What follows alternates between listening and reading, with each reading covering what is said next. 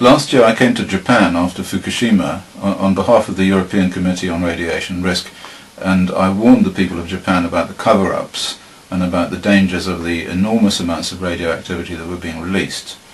I was asked by the Kodansha Publishing Corporation to collaborate with one of their reporters to produce a book in the Japanese language in which I presented the viewpoint, the model of the European Committee of Radiation Risk and all of the discoveries that we had made as a result of laboratory tests and as a result of looking at all of the data that had come out.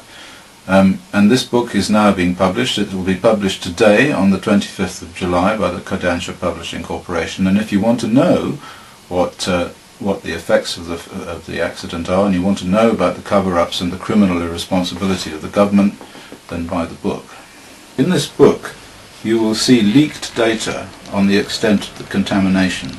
You will see data from leaked files from the United States Embassy and the Department of Energy of the United States, and these people were measuring the radionuclides and knew right from the very beginning the extent of the contamination. They knew that Tokyo was being contaminated because they had detectors on the roof of the US Embassy, and all of this data you will find in the book.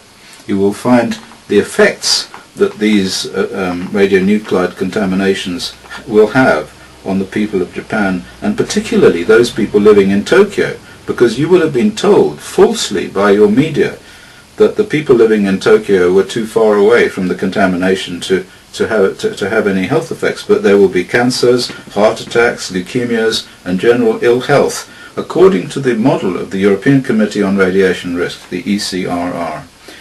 In this book also you will find evidence that reactor 3 was a nuclear explosion. This is based on the xenon isotope ratios measured in the United States by various university authorities. You will find evidence of cover-ups and criminal responsibility by both the Japanese government and the international authorities trying to save the nuclear industry. I've been warning since the Fukushima accident of these cover-ups of the health effects, and since then we have seen many pieces of evidence of the dangers of these exposures. You've seen people dying suddenly for no apparent reason, people dying of heart attacks, children dying of heart attacks, and we now know as a result of a recent survey that 36% of children examined in the Fukushima prefecture have growths on their thyroid gland.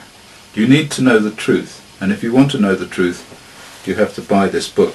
And there's one particular piece of evidence that shows the true horror of what happened.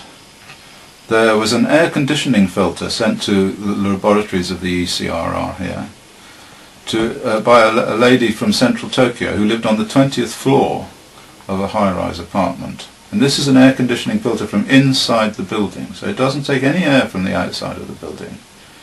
And the material on this filter showed 130,000 becquerels per kilogram of cesium, and it also showed the presence of uranium, enriched uranium, and lead-210, which has not been mentioned before, very dangerous radionuclide. So I'm going to show you how we measured the radioactivity in this filter, and you can see now the true extent of the contamination of Tokyo. Thank you for listening. Lots of people from Japan get in touch with me to ask my advice about whether they should evacuate, whether they should leave the country, and I usually say yes, incidentally, especially if they've got small children. Certainly get far away as they can from the contamination.